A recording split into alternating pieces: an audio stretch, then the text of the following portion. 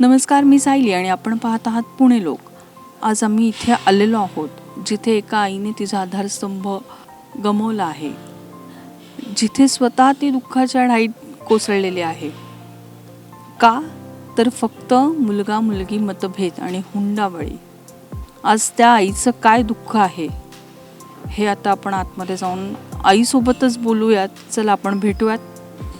मावशी नमस्कार. तुमच्या मुलीचा स्वभाव कसा होता? खूप शांत होती ती आणि हुशार होती. इंजिनियर झालं होतं तिचं.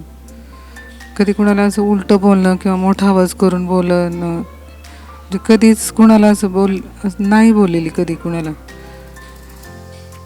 मोकळेपणाने सगळ्या गोष्टी तुम्हाला सांगत होती का एक आई म्हणून? नव्हती सांगत. ती स्वतः जवळ ठेवायची सगळ्या गोष्टी. म्हणजे हे आत्ता झालं होतं का आधीपासूनच स्वभाव तसा होता? स्वभाव तिचा शांतच होता. म्हणजे ती असं कुठल्या गोष्टी असं मनमोकळेपणाने नव्हती सांगत, कुणालाच नव्हती सांगत. मैत्रिणींना सांगत नव्हती का आईला, म्हणजे मला पण नव्हती सांगत. स्वतःला ते नाही का स्वतः सगळं की मी हँडल करते.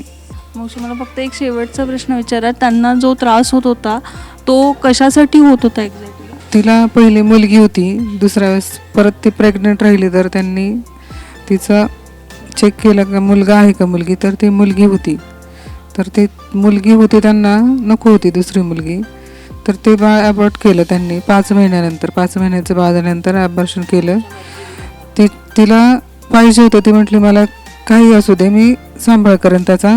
आम्ही पण तिला म्हणत होतो की काही असू दे आम्ही पण म्हणजे आम्ही सांभाळू, तुम्हाला नसतं सांभाळतं तर आम्ही पूर्ण लक्ष देऊ की आम्ही सांभाळू तिला. तिच्या मर्जीविरुद्ध त्यांनी ते बाळ तिला जबरदस्ती करून अबॉर्ट करायला लावलं. त्याच्यामुळे ती त्या डिप्रेशनमध्ये गेली. 3 महिनेच झालेत आत्ता.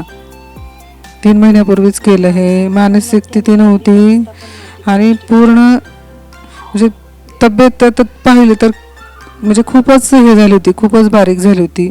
आणि डोक्यात पण विचार आणि शरीर पण पूर्ण थकलं होतं तिचं. ह्या त्यांच्या बोलणे ऐकून किंवा घरातल्या मेंटली हॅरेस्ट म्हणजे त्यांच्या ह्याला कंटाळली होती ती प्रत्येक गोष्ट.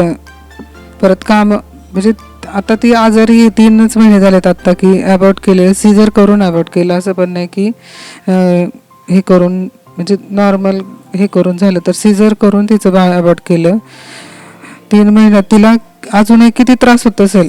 सीझर झालं 6 महिन्यापर्यंत. आपण 6 महिने तरी हे करतो ना की 6 महिन्यापर्यंत सगळ्या गोष्टी शांत किंवा तिला न बोलणं किंवा तिला आराम पाहिजे.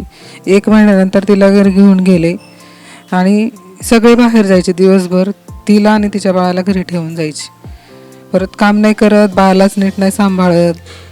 ह्या गोष्टी तिच्यावरती मग तिला ते जास्त अजून ती डिप्रेशनमध्ये गेली की तिला नाही सहन झालं शेवटी. म्हणजे ती नाही सहन करू शकली.